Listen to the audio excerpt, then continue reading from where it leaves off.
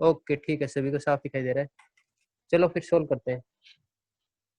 तो अभी मैं क्वेश्चन दिखा देता हूँ, पेन और रफ नोटबुक तैयार कर लो और सोल्व करके दिखाओगे।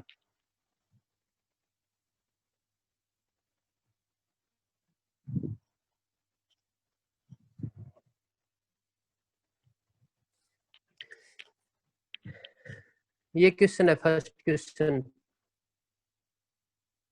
इसका फर्स्ट पार्ट सोल्व करके आंसर बता दो। फर्स्ट क्वेश्चन का फर्स्ट पार्ट, एल की वैल्यू 5 हेनरी, सी की वैल्यू 80 माइक्रोफेराड, आर की वैल्यू 40 ओम, ये दे रखा है। निकालना क्या है, क्या निकालना है? Source frequency which drive the circuit in resonance. क्या निकालना है? सोर्स फ्रीक्वेंसी,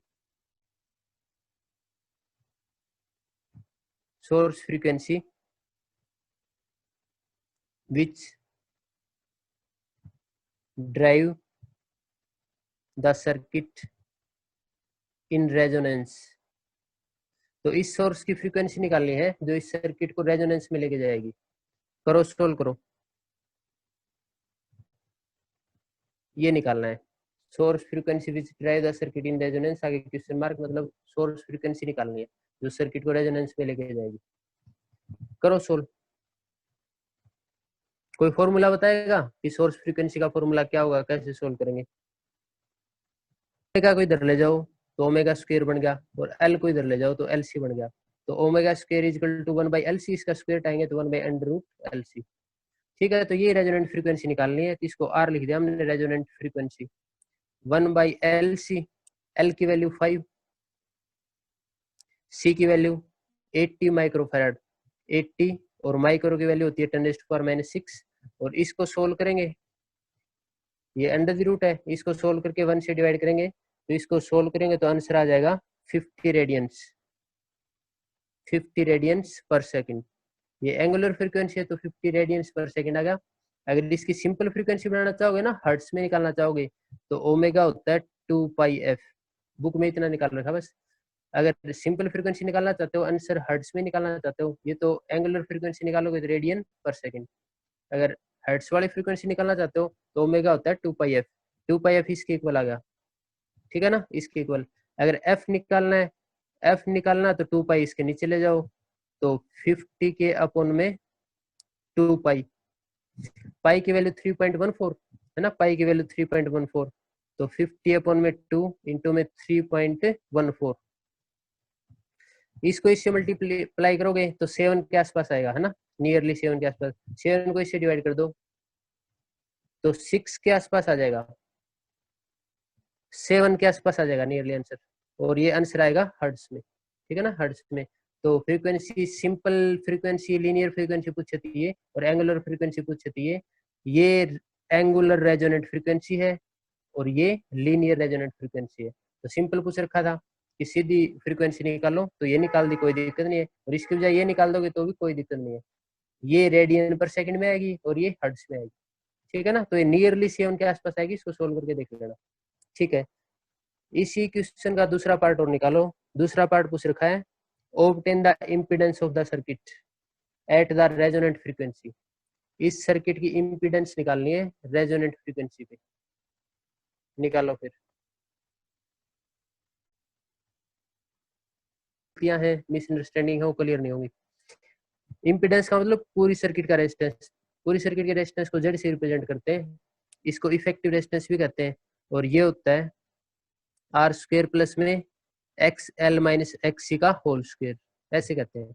एक्स एल की वैल्यू है ओमेगा एल और एक्स सी की वैल्यू है 1/ओमेगा सी, ठीक है। ये इंडक्टर का रेजिस्टेंस होता है, ये कैपेसिटर का, इसको इंडक्टिव रिएक्टेंस कहते हैं, इसको कैपेसिटिव रिएक्टेंस, ठीक है। अब ऐसे करें कि इम्पीडेंस एट रेजोनेंट फ्रीक्वेंसी, तो रेजोनेंट फ्रीक्वेंसी पे तो रेजोनेंस के ऊपर तो हमने ये पढ़ा था एक्सएल और एक्स इक्वल होते हैं, है ना। इसने कह रखा कि इम्पीडेंस निकालो रेजोनेंट फ्रीक्वेंसी पे, और रेजोनेंस के ऊपर तो एक्सएल और एक्स इक्वल होते हैं, तो यहाँ पे एक्सएल और एक्स को इक्वल पुट करोगे तो सेम में से सेम जाएगा, तो ये तो जीरो हो गया, ये जीरो हो गया, तो अंडर रूट आर स्क्वायर बच गया, रूट से आर, रूट से स्क्वायर कट गया, रूट से स्क्वायर कट गया, तो Z is equal to R आ गया, Z is equal to R. तो ये मैंने समझा के बताया तुम्हें, हर बार ऐसे सोल्व करने की कोई जरूरत नहीं है, सीधा कह सकते हो कि रेजोनेंस के ऊपर इम्पीडेंस है ना वो आर के इक्वल होती है, इम्पीडेंस है वो रेजिस्टेंस के इक्वल होती है, मतलब पूरी सर्किट के अंदर एल और सी तो आपस में कैंसिल ही हो जाएंगे क्योंकि इक्वल ले लिया ना हमने, तो इनका इफेक्ट कैंसिल, तो टोटल रेजिस्टेंस है वो आर के इक्वल आएगा, और आर की वैल्यू कितनी दे रखी है 40, तो सीधा ही आंसर 40 ओम।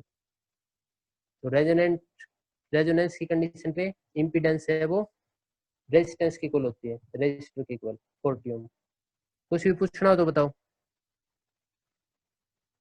करंट और निकालना है, what is current eight resonant frequency, तो करंट भी रेजोनेंस पे ही निकालना, करो सोल्व,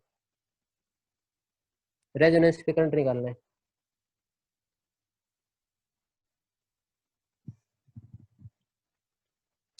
करंट एम्पलीट्यूड कर रखा है, इसका नाम लिख देता हूं मैं पूरा, करंट एम्पलीट्यूड, रेजोनेंस पे निकालना है, what is current amplitude at resonance या फिर रेजोनेंट फ्रीक्वेंसी। हो गया सर। हो गया, कैसे हुआ बताओ। सर इसमें आई की वैल्यू आएगी √2 अपॉन वी, और अपन अपॉन में इसका resistance, independence resistance. Current amplitude का मतलब क्या है ये बता दो। सर ये नहीं पता। इधर देखो इस साइकिल के अंदर एम्पलीट्यूड इसको कहते हैं क्या, इसको एम्पलीट्यूड कहते हैं, ठीक है ना, 11th में पढ़ा होगा और हमने 12th में तो भी पढ़ाया था इसी में। इस तरह से कोई भी वेरिंग साइकिल है इसको एम्पलीट्यूड कहते हैं, एम्पलीट्यूड का मतलब ये वैल्यू धीरे धीरे इंक्रीज हो रही है ना, तो इसकी मैक्सिमम वैल्यू को एम्पलीट्यूड कहते हैं, तो यहाँ पे है करंट, है ना, क्योंकि एसी करंट वेरी करता रहता है, चेंज होता रहता है, तो ये मैक्सिमम वैल्यू, इसी मैक्सिमम वैल्यू को एम्पलीट्यूड कहते हैं। और करंट का फॉर्मूला एसी में हमने ऐसे लिखा था, करंट की इक्वेशन, हम इसको कह रहे थे एम्पलीट्यूड आई नोट, तो ये है आई नोट, ये आई नोट है। तो क्वेश्चन में करंट एम्पलीट्यूड पूछ रखा, करंट एम्पलीट्यूड का मतलब ये वाला करंट नहीं पूछ रखा, करंट की मैक्सिमम वैल्यू पूछ रखी है। इस करंट के अंदर तो सारी वैल्यू है, मैक्सिमम भी है, मिनिमम भी है, सारी वैल्यू है। इस एक्सिस पे टाइम है, इस एक्सिस पे टाइम है, तो यहाँ पे क्या टाइम है, यहाँ पे क्या टाइम है, जो जो टाइम की वैल्यू पुट करते जाएंगे ना उसी हिसाब से आंसर आता जाएगा, ये तो टाइम पे डिपेंड करता है। तो इसने सारा करंट नहीं पूछ रखा, ये पूछ रखा है करंट एम्पलीट्यूड का मतलब मैक्सिमम करंट। तो चलो देखते हैं फिर, अगर मैक्सिमम करंट पूछ रखा है ना, इसी को करंट एम्पलीट्यूड कहते हैं, या फिर इसको पीक वैल्यू ऑफ करंट भी कहते हैं, पीक का मतलब हाईएस्ट वैल्यू। करंट तो होता है ईएमएफ अपॉन में रेजिस्टेंस, करंट तो क्या होता है ईएमएफ अपॉन में रेजिस्टेंस, और मैक्सिमम अगर करंट पूछ रखा है ना तो मैक्सिमम ही ईएमएफ लेंगे, मैक्सिमम करंट पूछ रखा है तो मैक्सिमम ईएमएफ लेंगे, और अपॉन में रेजिस्टेंस। ये रेजोनेंस पे पूछ रखा है, और रेजोनेंस पे हमने देखा कि टोटल रेजिस्टेंस तो आर के इक्वल ही होता है ना, रेजोनेंस पे टोटल रेजिस्टेंस है वो आर के इक्वल ही होता है, तो इसलिए ये नीचे हमने जेड की बजाय आर लिख दिया। ई नोट कहाँ से निकालोगे, ई नोट हम यहाँ से निकालेंगे, ई आर एम एस पढ़ रखा हमने, R M S value of E M F, R M S value होती है E naught by √2, R M S value होती है ई नोट बाई √2, और 1/√2 कितना होता है कोई बताएगा, 1/√2 की value,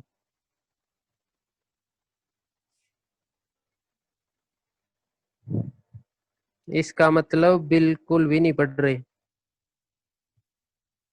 RMS value of EMF ये नहीं होती 0.70 time E naught, I R M S इतना नहीं होता, डेरिवेशन निकाला था हमने 0.707 I naught, R M S है तो आई नोट आएगा, करंट है तो, और ईएमएफ है तो ई नोट आएगा।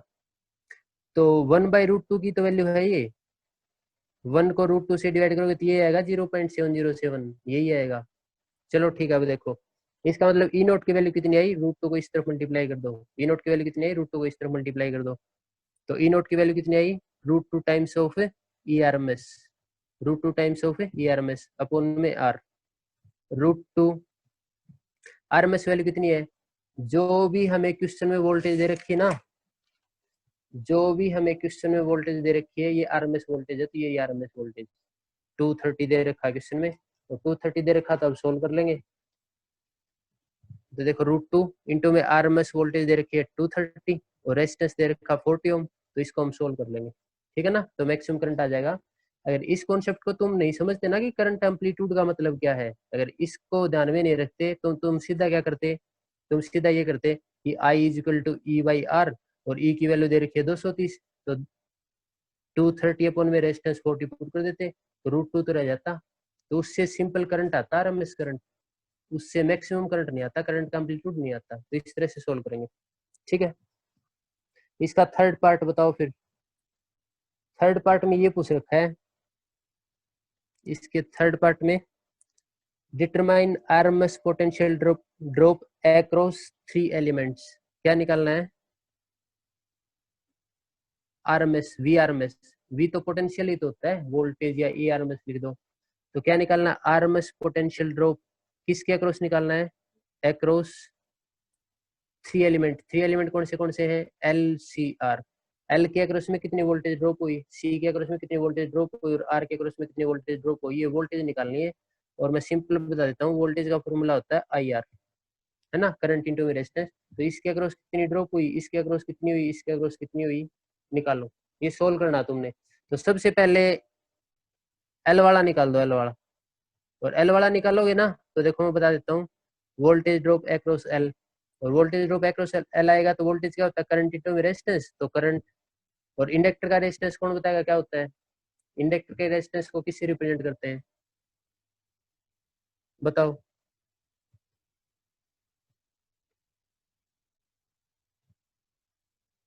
हैंड रेज कर लो जो भी बताना चाहता है, बताओ शिव, आप बताओ, अनम्यूट कर लो अपने आप को।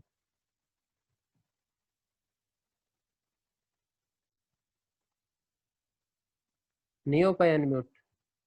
मैम अनम्यूट करो शिवा को।